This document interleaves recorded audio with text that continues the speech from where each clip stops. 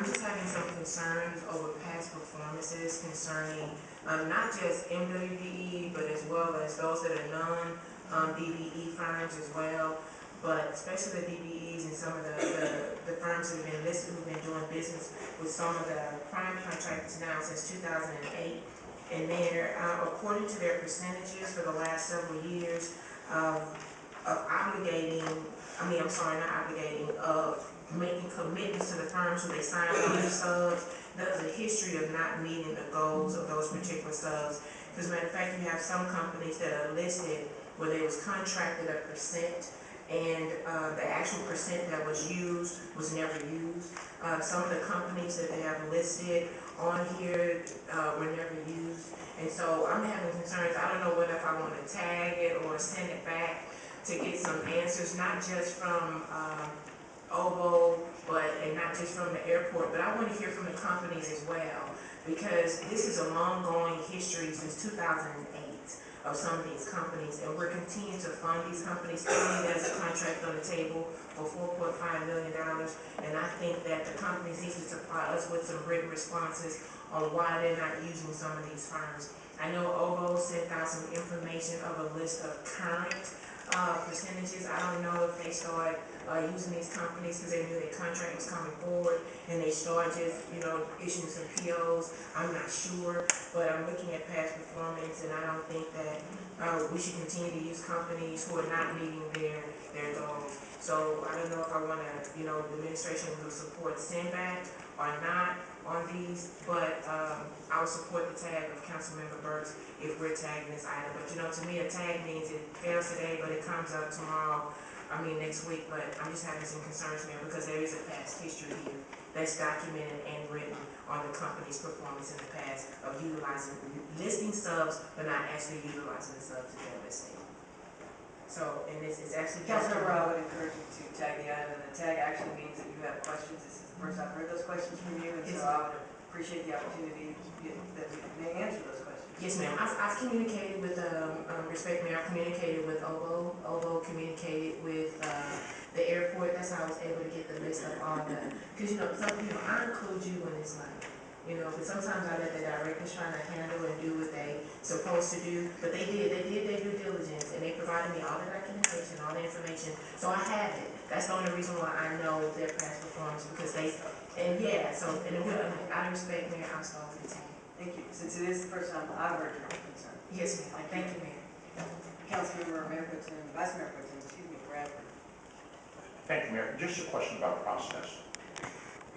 Is there a requirement that the Department of Directors that they take advantage of the utilization schedules that the transition team that looked at this issue when you first came into office, that True Minister Renee Logan, they did a really good job. This issue kind of keeps popping up about subs not being utilized or the percentages not being met. And I'm asking, is there a requirement that the Department of Directors, whether it is Public Works, GSD, or Aviation, because those are kind of the large departments that run into these things, that they utilize the proviso which talked about the utilization schedule being put in the response to the bid? No, sir. Now, the broader answer is there are different requirements on aviation projects than there are for other types of projects. We have to meet federal requirements, and to my knowledge, all of these contractors have met every federal requirement. Do they have to adhere to the recommendations that my transition task force recommended? No, of course not. That was an advisory document that came to me, although I will point out that well over 90% of the recommendations made by my task force have been implemented over the last few years, and ultimately these are goal-based targets. The companies have the opportunity to change their subs after the initial award. They have the opportunity to add or subtract, although it's OBO's responsibility to track and make sure that they are making a good faith effort to meet their original commitment.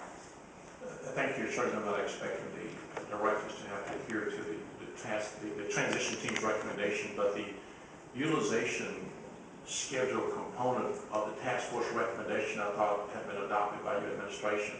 And what it does, it simply allows us to learn along the way, and for the subs to learn along the way as to when they're going to be utilized during that contractual period, and also if they're going to be utilized during that contractual period, for us to permit a prime to submit a response representing that they're going to utilize a certain sub, and then permit them to just change subs arbitrarily.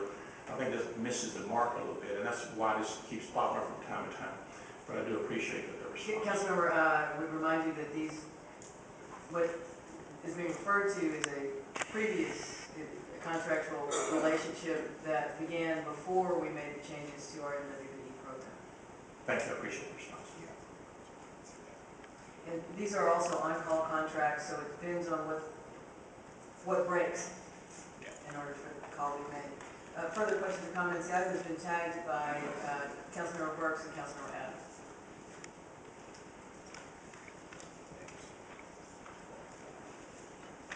Okay, item 23 is an ordinance. Discussion. Thank Item has been tagged by Councilmembers Bradford and Rodriguez. Item 24 is an ordinance.